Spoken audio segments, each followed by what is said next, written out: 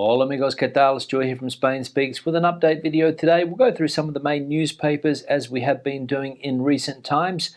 Check out what's happening in the press here in Spain. We'll have a look at El Mundo, El País, El Confidencial, RTVE, the state broadcaster, and then at the end of the video we'll go through some of the comments and check out what has been happening in the comments section. And we'll get straight into the news, looking firstly at El Mundo, and we can see here that there's some breaking news about the Barcelona Football Club. Detenido Bartomeu tras el registro del Camp Nou por el Barçagate. So the former president of the Barcelona Football Club, Mr. Bartomeu, has been arrested after the police searched the offices at the stadium there in Barcelona, and the case is apparently called Barçagate. Now, I'm not really an expert on this Barçagate case, but all I know is that there was a smear campaign a few years ago. The former president apparently tried to damage the reputation of his opponents for the presidency of the Barcelona Football Club, and also some ex-players and current players, I think, were caught up in that smear campaign. Now we'll go back into the news, and there's a story about the former king, Juan Carlos I.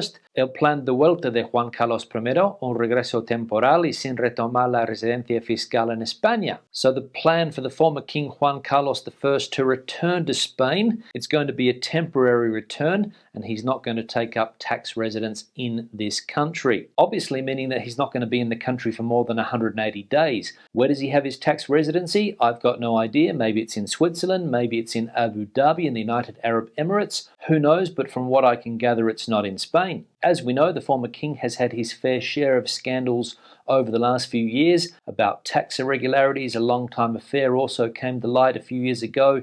He was apparently having an affair with a lady called Corina, and various other ugly stories surrounding the former king here in Spain. So what's going to happen when he does return? Let's wait and see. Now we'll go back into the news, and we can see here on the right there's a story about the jailed rapper Pablo Hasél. We'll click on that one and see what they're going on about. And it is that the prosecutor's office is asking that he spends another 5 years in prison for altercations after the arrest of Carles Puigdemont. He's being accused of participating in an assault on the government subdelegation in Lerida, public disorder, an attack on authority, injuries and damages. So another possible jail sentence for the troublemaker that is Pablo Hasél. It seems that he has been the instigator for a lot of violence in that region over the years. Now we'll leave El Mundo and go to El País. We'll scroll up past the political news and the Golden Globes there on the right. And there was an article here about the king, and here he is pictured with that lady that I mentioned before, Corina Larsen. And the headline, as we can see, Corina de Borbón,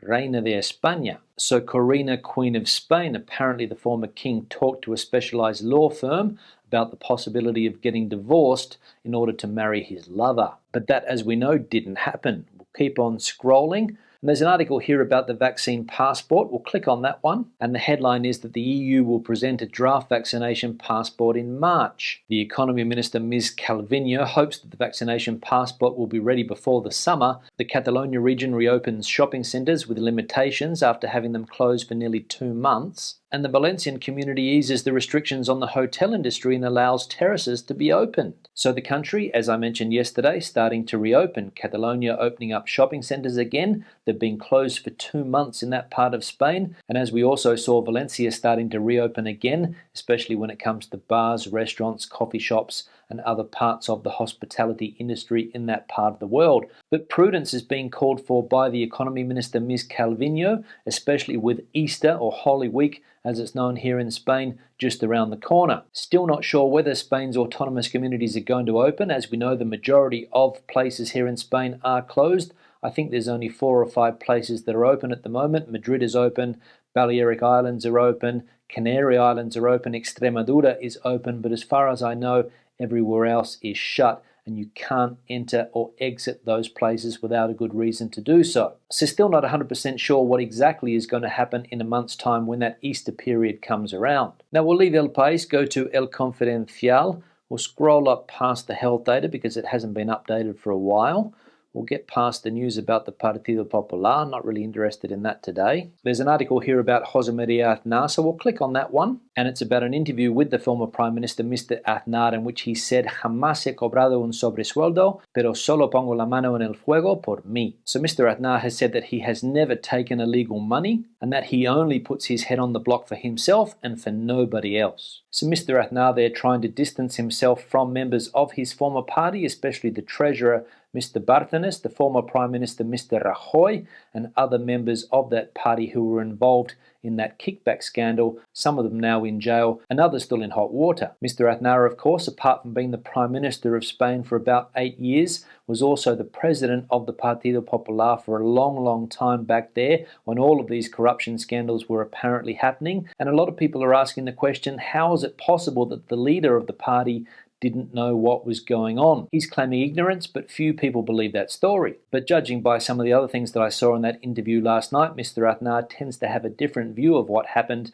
to other people around him. He also said in that interview last night that not a day has passed since 2004 when somebody hasn't asked him to come back into politics and run the Partido Popular, which as we know is going through a fairly rough patch at the moment. So could Mr. Aznar return and try to rescue the party? It doesn't seem likely. Now we'll leave El Confidencial, go to the state broadcaster, see what's happening there.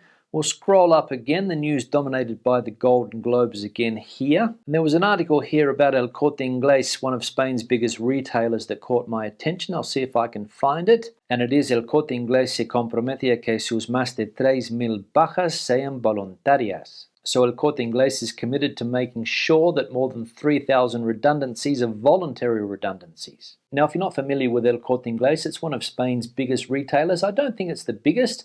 I might have said that before, but I think the Inditex Group is the biggest retailer here in Spain. El Corte Inglés is most likely second. If you go into the center of any big city here in Spain, you will see El Corte Inglés. They normally have a big green sign, and it is a very emblematic business in this country. The other day they announced that they're going to lay off some workers, some 3,000 as we saw, and they're also going to shut down some of the centers that they have around the country that are not working very well. El Corte Inglés at the moment is under severe pressure from online retailers like Amazon, and of course if people can't go out and about, can't go out to shopping centers, because as we saw in places like Catalonia they have been closed for the last 2 months, that is not good business for a company like El Corte Inglés. I don't think they've been able to adapt their business to compete with the big online retailers. As I mentioned before, Amazon very powerful at the moment, and El Corte Inglés was a little bit slow, in my opinion, of getting into that online world. And now, of course, announcing that they're going to make redundant some 3,000 people. So we'll see what the future holds for companies like El Corte Inglés here in Spain. Now we'll leave the news there and go into the comment section, see what is happening there. We'll have a look at this one here from Rico for you.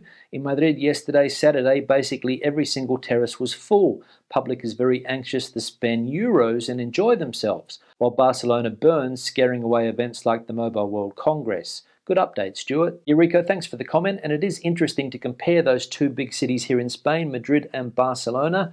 You can see that they are currently completely different. Madrid is an open city despite the pandemic. People out and about spending money, sitting on outdoor sitting areas, drinking, eating as if nothing was going on. And then in Catalonia we have not only the problem of the riots, but also everything there has been shut down for quite a while. Shopping centres, as we mentioned before, just starting to open again today.